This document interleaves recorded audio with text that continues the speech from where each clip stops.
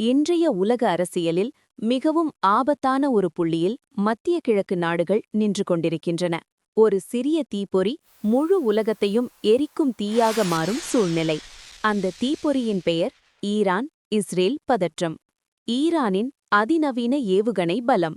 Iran தன்னை தாக்க முடியாத ஒரு நாடாக மாற்ற பல ஆண்டுகளாக ஒரு விஷயத்தில் கவனம் செலுத்தி வருகிறது. அதுதான் ஏவுகணை தொழில்நுட்பம். ஈரானின் பெருமை என்று சொல்லப்படுவது ஃபத்தாஹ்-1 மற்றும் ஃபத்தாஹ்-2 ஹைப்பர்சோனிக் ஏவுகணைகள். இந்த ஏவுகணைகள் ஒலியின் வேகத்தை விட 13 மடங்கு வேகத்தில் பாயும் திறன் கொண்டவை. இதன் அர்த்தம் என்ன? இஸ்ரேலின் புகழ்பெற்ற அயன் டோம் பாதுகாப்பு அமைப்பால் கூட இந்த ஏவுகணைகளை முழுமையாக தடுக்க முடியாது. டார்கெட் பாலிஸ்டிக் ஏவுகணை சக்தி. ஈரானிடம் உள்ள முக்கிய ஏவுகணைகள் ஹாஜ் காசம், கெய்பர் ஷிகான் மற்றும் எமாத் மிசைல். இவைகளின் தாக்கும் தூரம் 1400 முதல் 2000 கிலோமீட்டர் வரை. இதன் மூலம் இஸ்ரேலின் எந்த மூலையும் ஈரான் தாக்க முடியும். டார்கெட் பின் பாயிண்ட் அக்யூரசி, மிகுந்த துல்லியம். பழைய ஏவுகணைகள் போல அல்ல. இன்றைய ஈரானிய ஏவுகணைகள் 10 மீட்டருக்கும் குறைவான துல்லியத்தில் இலக்கை தாக்கும் தொழில்நுட்பம் கொண்டவை.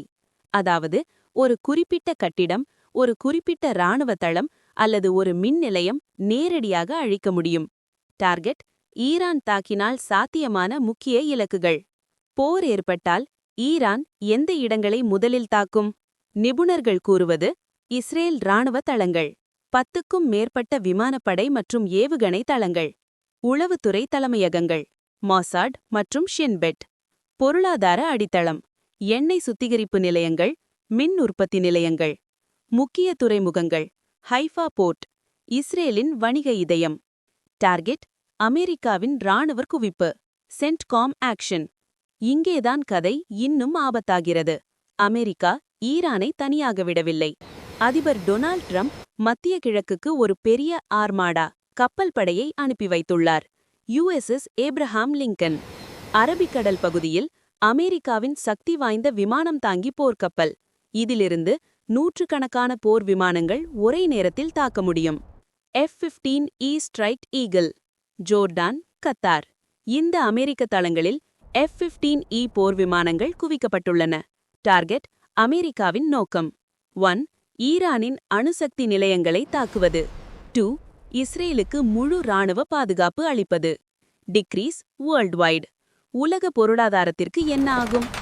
இந்த மோதல் முழு அளவிலான போராக மாறினால் உலகம் முழுவதும் பெரும் அதிர்ச்சி. கச்சா எண்ணெய் விலை வெடிப்பு. ஈரான் ஸ்ட்ரெய்ட் ஆஃப் ஹார்மோஸ் நீர்ச்சந்தியை மூடிவிட்டால் உலக எண்ணெய் விநியோகத்தின் 20% பாதிக்கப்படும். இதன் விளைவு பெட்ரோல் விலை ஆகாயம், டீசல் விலை கட்டுப்பாடின்றி உயர்வு, பணவீக்கம் உலகம் முழுவதும். பங்குச்சந்தை வீழ்ச்சி. போர் அச்சம் ஏற்பட்டாலே போதும். ஆசிய பங்குச்சந்தைகள், யூரோப்பிய சந்தைகள் ஒரே நாளில் பெரும் சரிவு. இந்தியாவிற்கு தாக்கம். இந்தியா இப்பொழுது ஈரானிடம் எண்ணெய் வாங்கவில்லை என்றாலும் உலக விலை உயர்வு இந்திய பொருளாதாரத்தை நேரடியாக பாதிக்கும். ஈரானின் உள்நாட்டு நிலவரம். ஈரானுக்குள் நிலைமை ஏற்கனவே மோசமாக உள்ளது. கடும் பொருளாதார நெருக்கடி, வேலைவாய்ப்பு இல்லாமை, விலைவாசி உயர்வு. இதற்கு எதிராக மக்கள் வீதிகளில். பர்மனென்ட் போராட்டம். ஆட்சி மாற்றம் கோரி ஈரானிய மக்கள் போராட்டம். இதில் ஆயிரக்கணக்கானோர் உயிரிழந்ததாக தகவல்கள். இந்த மனித உரிமை விவகாரத்தை அமெரிக்கா தன் தாக்குதலுக்கு ஒரு காரணமாக பயன்படுத்துகிறது. மத்திய கிழக்கு நாடுகள் ஒரு வெடிமருந்து பீப்பாயின் மீது அமர்ந்துள்ளன. ஈரானின் ஏவுகணை தாக்குதலோ அல்லது அமெரிக்காவின் வான்வழி தாக்குதலோ நடந்தால் அது 3ஆம் உலகப் போருக்கான தொடக்கமாக கூட மாறலாம். கீழே உங்கள் கருத்தை கமெண்டில் சொல்லுங்கள். உலக அரசியல் அப்டேட்டுகளுக்கு குளோபல் வாய்ஸ் தமிழ் சேனலை சப்ஸ்கிரைப் செய்யுங்கள்.